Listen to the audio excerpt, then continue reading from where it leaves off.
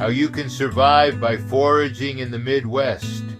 The answer lies in the region's diverse ecosystems, from expansive prairies to forested areas and wetlands. The Midwest offers an abundance of edible plants and fungi that can sustain you in a survival situation or simply enhance your outdoor adventures.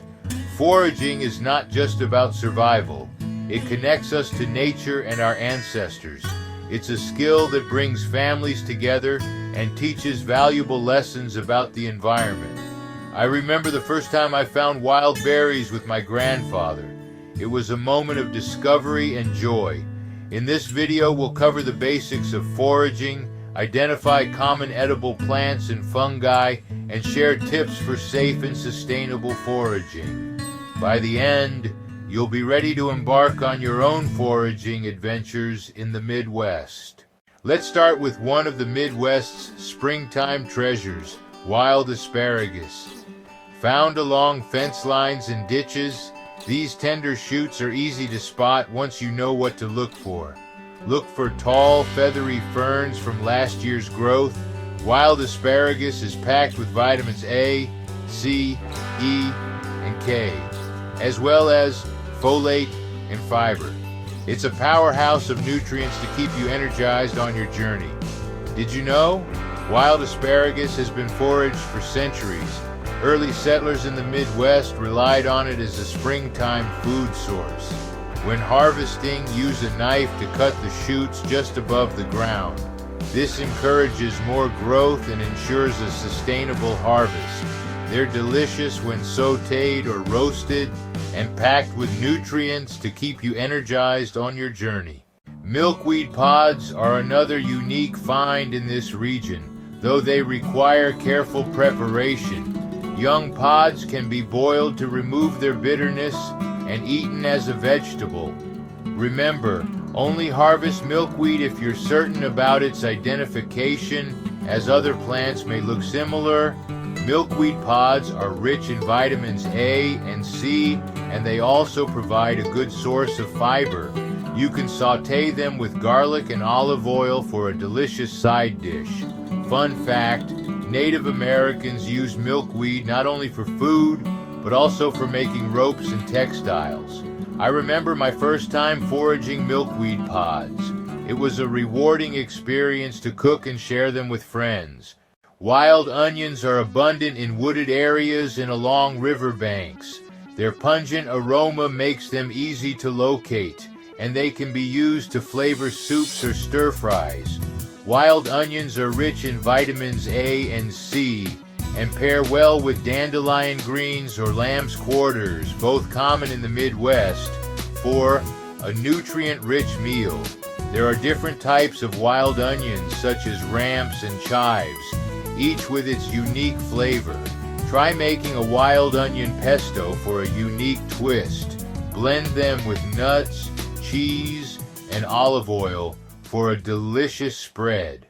If you're looking for something sweet, pawpaws are an incredible treat found in forested areas during late summer. These custard-like fruits grow on small trees and are often called America's forgotten fruit. They have a creamy texture and a flavor reminiscent of banana and mango. To identify pawpaws, look for large tropical-looking leaves and maroon flowers in spring. Historically, Native Americans and early settlers enjoyed them fresh or in baked goods. Elderberries are another option. These tiny berries can be used to make syrups or teas, packed with antioxidants. They have a tart flavor and can be identified by their clusters of dark purple berries and white umbrella-shaped flowers. Elderberries have been used in traditional medicine for centuries. In cooking, elderberries are often used in jams, jellies, and wines, adding a rich, tangy flavor to various dishes. For mushrooms, morels are the crown jewel of Midwest foraging. Their honeycomb-like caps make them easy to identify, but always double-check before consuming any wild mushroom. Puffballs are another edible fungi that grow abundantly in open fields. They're safe to eat when their flesh is pure white inside. Chanterelles, with their trumpet-like shape and golden color, are another prize find. They are rich in vitamins and antioxidants. These mushrooms add a delicious, nutty flavor to dishes and are packed with nutrients like vitamin D and potassium. Always use a reliable guidebook or app to identify mushrooms. When in doubt, consult an expert.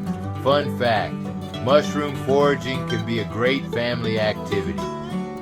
I remember my first foraging trip with my grandparents.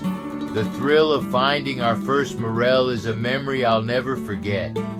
Remember safety first. Proper identification is key to enjoying the nutritional benefits of these wild treasures. Wetlands provide some of the most versatile plants for survival foraging, cattails being one of them. The young shoots can be eaten raw or cooked like asparagus. They have a mild cucumber-like flavor. Their roots can be ground into flour for baking, rich in starch and nutrients. Cattail pollen can also be collected and used as a flour substitute or thickener. Wild mint is an excellent choice for brewing tea or adding flavor to dishes. It's easily identified by its square stems and aromatic leaves. Commonly found near streams or damp soil, wild mint provides a refreshing boost after a long day outdoors. One of my favorite recipes is wild mint tea with a hint of honey, perfect for a calming evening drink. Foraging these plants not only connects you with nature, but also offers numerous health benefits, from antioxidants in mint to the energy-boosting properties of cattail starch. Foraging isn't just about finding food, it's about connecting with nature and learning how to live sustainably off the land. Always forage responsibly. Take only what you need. Avoid over-harvesting sensitive species like pawpaws or elderberries, and leave no trace behind to protect these ecosystems for future generations. Use a field guide to correctly identify plants and ensure they are safe to eat. Wear gloves and use tools to minimize damage to plants and their surroundings. Forage with a friend for safety and to share knowledge. Share your forage finds with others to spread awareness about sustainable practices. I remember a time when I over-harvested wild garlic. The next season, the patch was nearly gone. It taught me the importance of taking only what I need and leaving enough for nature to replenish. Consider planting seeds or young plants to give back to the ecosystem. Plan your foraging trips to avoid disturbing wildlife and sensitive habitats. By foraging responsibly, we ensure that these natural resources remain available for everyone to enjoy. So whether you're surviving in the wilderness or just exploring your local woods this spring, remember that the Midwest is bursting with edible treasures waiting to be discovered. From identifying wild mushrooms and berries to understanding the medicinal properties of local herbs, we've covered the essentials to get you started. Lace up your boots, grab your basket, and start your journey into the world of foraging today. Remember, foraging is not just about survival. It's about connecting with nature and discovering the hidden gems of the Midwest. Take the knowledge you've gained and let it inspire you to explore and thrive in the great outdoors. And if you enjoyed this guide to survival foraging in the Midwest, follow Adventure Seeker's Paradise for more tips on thriving outdoors. Happy foraging, and may your adventures be fruitful and fulfilling.